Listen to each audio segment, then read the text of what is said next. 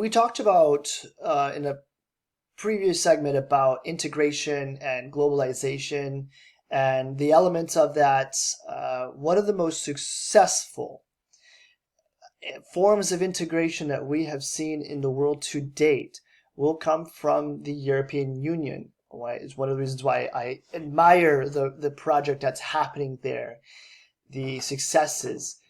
Where did the European come from is where a lot of people don't really understand is, and why I don't support the Brexit is because the European Union in its original formations came out of the ashes of World War II.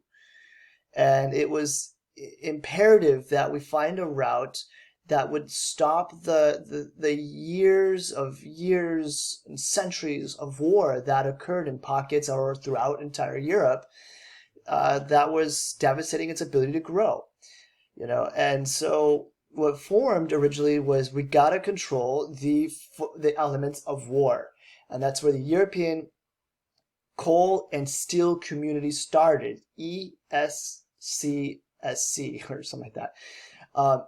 It is the formation of controlling and harmonizing rules of production in elements of war such as coal and steel. Later going into different forms of economic integration, they also wanted to fight inflation in the 70s. And in that time, they started working through what they called the years of the snake, where they started to harmonize their currencies to be more aligned, so there would be less inflation and currency fluctuation wouldn't be impacted so much through the European markets that existed, separate nations with separate markets. And it was pretty effective, and it played out as that it wasn't going to be enough in the long term, that needed further integration. And that's where the euro starts to come into play. And we need to have a full harmonization of the currencies, that no longer other currencies would exist. And also all the banking and policies would come together. One of the greatest disadvantages that came out of this was they harmonized all monetary policies, but none of the fiscal policies were harmonized, meaning how government spent money wasn't regulated well or hardly at all. And that result of lack of harmonizing monetary and fiscal policy, like we do in the US, where even though they're separate, there's a way that they work together, wasn't happening in the European Union, which explains the very challenging route they had in 2008 with the financial crisis.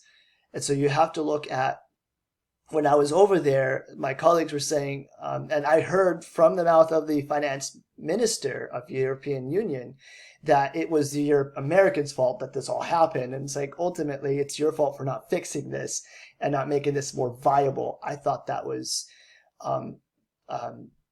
quite shallow of the prime minister or the minister of finance. So reality is you have to have a proper form of integration. And so if you ever to see these euro issues or the issues that are revolving around the euro, a lot has to do with that separation of powers, because the sovereignty question is not being answered, and that's not allowing them to integrate certain elements. So this is kind of the basic history. And that's the financial part. The full integration and the economic union to political union that we see emerged out of fear of a unified Germany. In 1989, the fall of the wall came about, and a full German market would emerge, would make it the largest economy on the continent, and that scared a lot of people. And so to combat this, or to kind of make sure that put people at ease, a full idea of political union was on the verge, and it came together, and it worked. It worked. So I'm very proud of that efforts, and that's why you see today what you see happening in formation. They also have a pretty cool government formation of the European Union, how they make decisions. We look different here in the States because of two parties, and we look very divisive, and it makes it difficult for getting decisions done. They have a special calculation they use to prevent a supermajority of certain member states to dominate, but also allow a popular populations speak out. So, Germany has more of a say because it's a larger population than, say, a smaller country like Austria with only 8 million people, and that they're able to communicate within the union more fairly and have a certain system of voting. And so that's what helps them get over their divisiveness. Not that there isn't any, just that they have a mechanism, parliamentarian mechanism to prevent certain powerhouses from getting out of hand. Another thing out of integration came the existence of these treaties. You'll learn about the Maastricht Treaty, which forms the actual union as well as the establishment of the fundamental freedoms. These are the core elements of the European Union.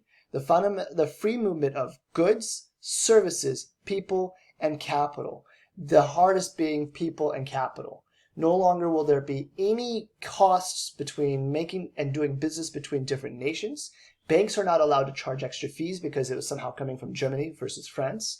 People from other countries can now integrate and move more freely. Expatriates or placement of workers is more fair. To combat the different wage issues that emerged, for example, where higher wages are in Germany versus in Portugal or Spain, workers that are going from Spain to Germany have to be paid the German wage, and German workers going to Spain have to be paid the German wage. So the higher wage wins.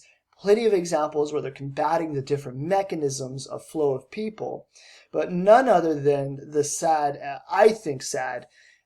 integration issue of immigration coming from the idea of the 252 or a 242 system, where slowly, when you join the union, your people cannot just go to those other countries right away.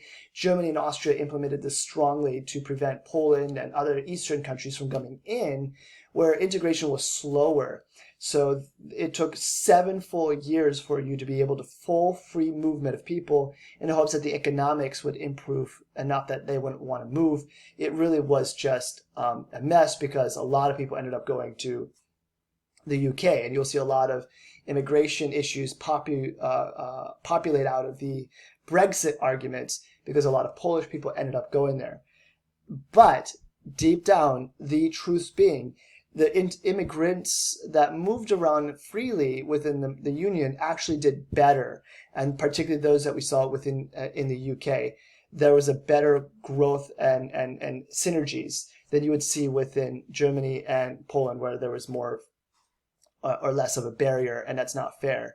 So I do not support it, but it was their compromise, so to speak. Those are other issues you find in integration within the union that I find fascinating. The central agricultural policy being one of the core elements of the European Union, allowing the protection of small farmers in France, for example, and to set rules of the road for how farmers and free flow of food wouldn't be an issue, where in France it's protecting the farmer, in Germany it was protecting food security. Food security being a big issue today as costs are rising and access to arable land becoming less and less. Those are key elements of these elements of integration, and those are the bread and butter and the challenges of real integration. We could always talk about diversity and language and things like that, but those things were the cores that were non-racially driven in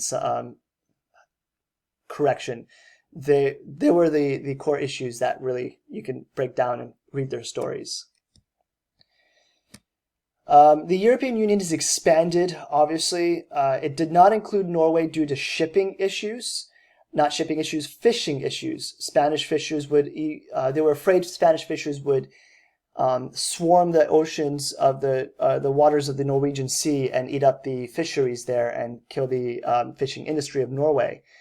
But now with climate change creating access within the northern hemisphere, the northern pole, to Russia and Norway, a new battle is beginning, and I wonder how that's going to unfold. Not only just for fishing, but as well as shipping and trade. That's also a contentious issue, shockingly, between France and the UK. Since Brexit, there have been a number of issues. I'll share some videos from Deutsche Welle on that. European institutions, quickly. The Commission is the policies and supervisors that observe member states. Their instruments are the regulations, directives, and decisions. they create 3 different levels of decisions. They believe that the best decisions are made at the bottom, at the member state and the local level of the provinces of that member state. So less intervention, the better. So they create resolutions or observations and ideas that they recommend at these decisions, they say.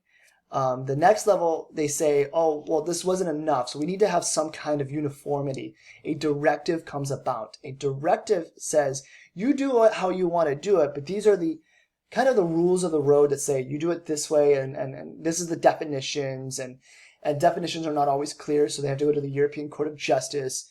But the directives gives a kind of harmonization without telling directly how to do certain things. Good example being product liability is individually member state by member state driven, but there's a harmonization at a directive level. Now, a regulation is more than just a rules of road. This is how you got to do things. It is a direct regulation. What is said is the rule. The national laws do not apply. The national laws have to accept. So that's why it's very dangerous to just create regulations.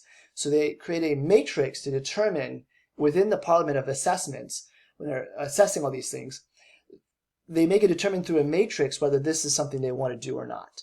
So that's the tiered system. Regulations don't just throw out, they take their time to come about. The Council of Ministers is the single part binding of all the leaders of Europe. And then a Parliament is the one who amends and passes legislations through a very systematic voting system, as I mentioned in my previous video. Also, they have the budgetary powers and the ECB, of course, the European Central Bank, which is located in Frankfurt. The European Court of Justice is their Supreme Court, which is interesting because the European Supreme Court is a merge of the common law ideas that we have in Anglo-Saxon rules, such as the UK and the United States and Australia, but also the merge of the Roman laws that I will discuss in the political framework and legal framework in my other video, where you'll see that way decisions are made in courts in the member states in the European Union are through the Roman law. There's a category and system, and that's the rule. There's no treating like cases alike. The European Court of Justice applies that kind of methodology in a lot of cases, but will use precedent-based cases of other cases to make decisions as well. So they'll use both. And that's unique compared to any other system that I know of at the moment. So quite amazing and quite powerful. Monetary union and the Maastricht Treaty is the establishment of that common euro and the central bank, as I mentioned before. The spread of the euro took a lot of work, but there are those challenges I mentioned, given the fact that the European Union did not merge monetary and fiscal policies, and that will continue to be an issue. Also, I see Greece mentioned here. Greece lied and fabricated a lot of their paperwork to be in the European Union that was not ready for the euro, which put them in a position that was super vulnerable.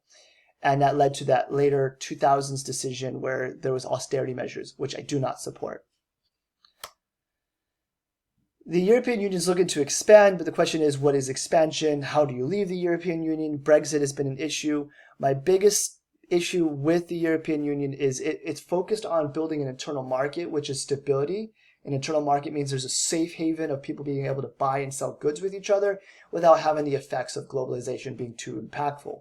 The issue with that is such an internal strife of the European Union has been a neglection of the European Union's member states and their obligations to the world and what's happening outside.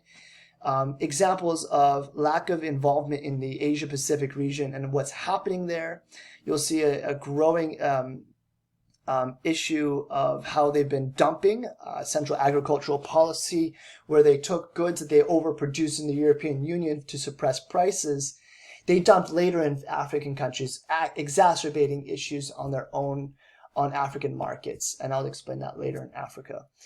And that still bothers me. But those things, that lack of involvement outside the European Union, has been an issue and will continue to be an issue as the world continues to globalize. So I love the European Union. It is a fascinating thing with so many layers of issues, internally, externally, but its powerhouse of creating stability and security is by far the most amazing element of the European Union.